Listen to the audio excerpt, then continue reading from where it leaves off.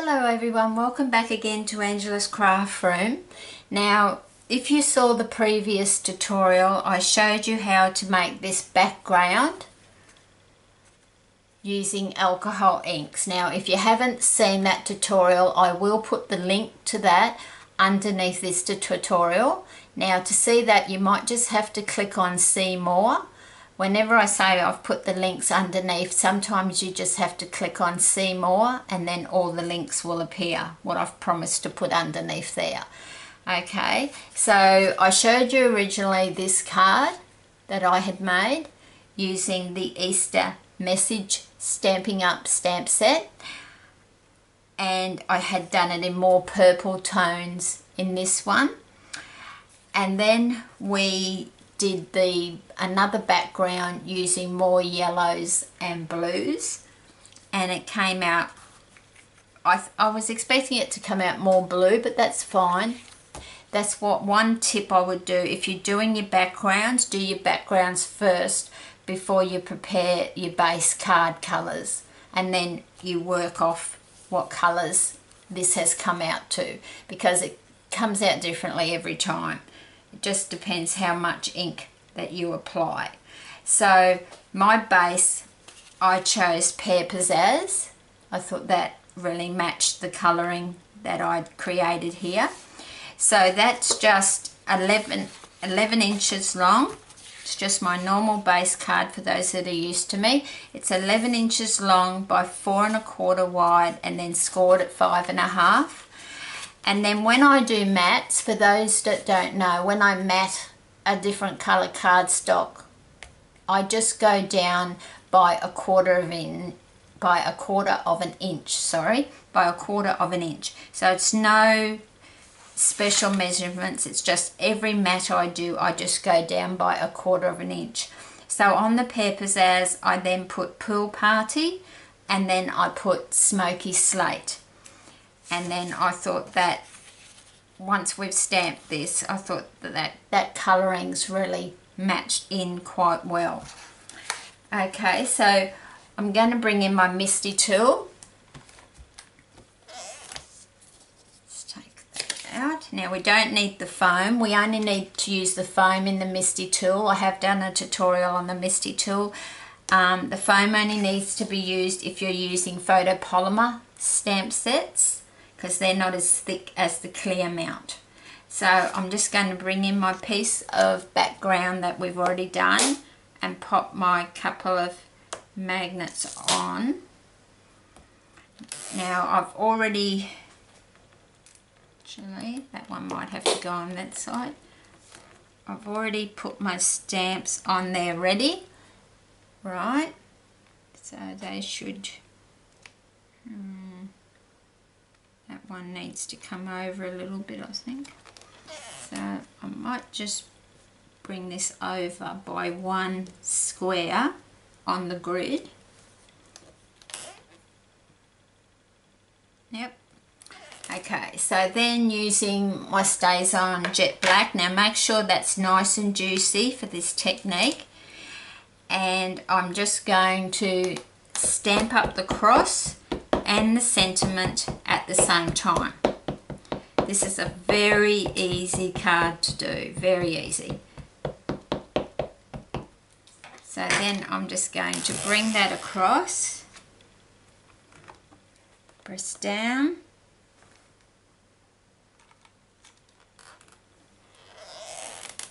so that looks lovely, but I would like the cross to be defined a little bit more, so I'd like a little bit more black on there.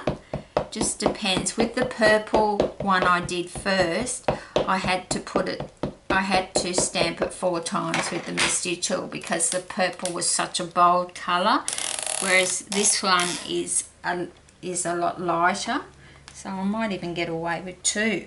We'll see. It's just a personal thing. So yeah, I think 2's quite enough on there.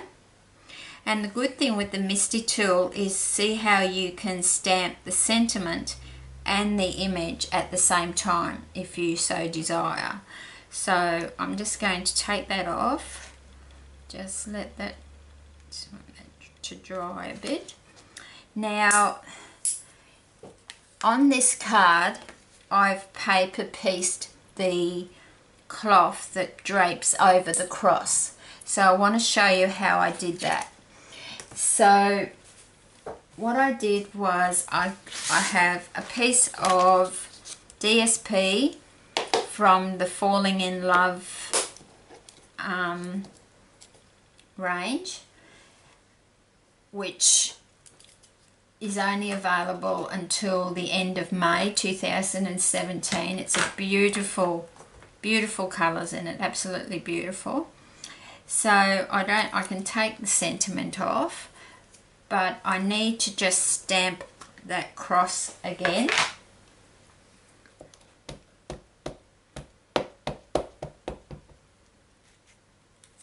Like so. And then we're just going to press it down. And this time it doesn't have to be very deeply defined, because as in colour, because you're going to cut. What you do, I have done it off camera just to save some time. I'll just remove that stamp.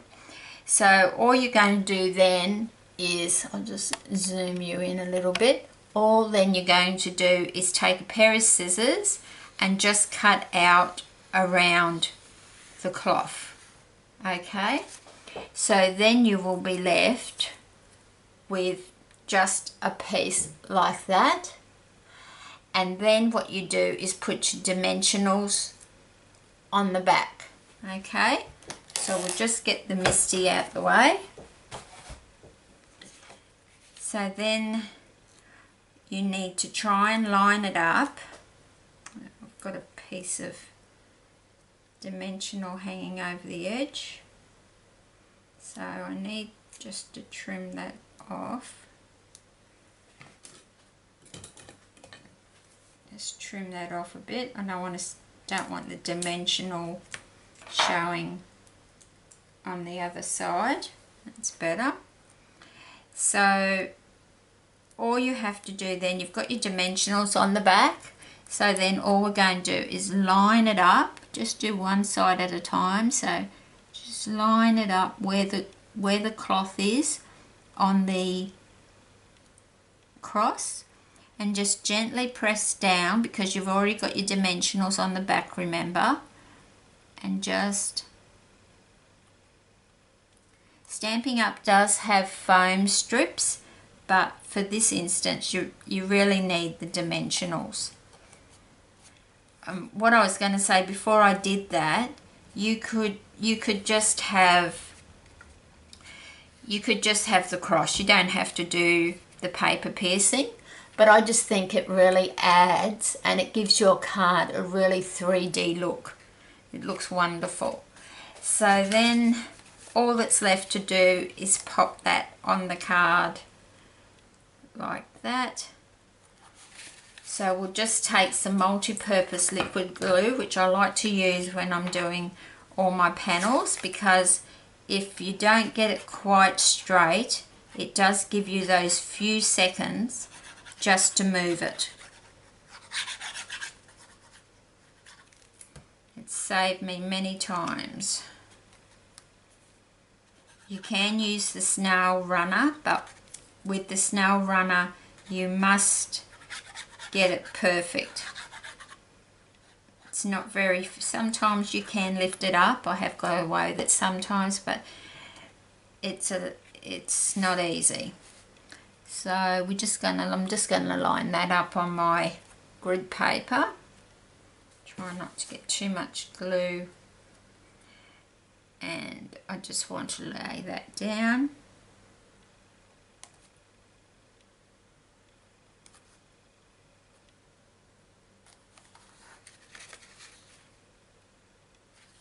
Slide that, see how it lets me just adjust it.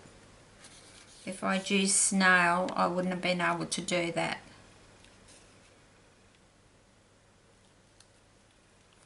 Okay, so I'm just going to press that down. And just using those alcohol inks, I just think it really makes a lovely background. You could even just stamp it on the designer series paper if that's what you want to do, but I do like to make my own backgrounds. Let's get that little bit of glue off. And then that's our card for today. So I hope that you'll give that a try, and as I said, I'll put the link below for the how we did the background stamp, how we made the background using the alcohol inks. And yeah, so until next time, happy crafting.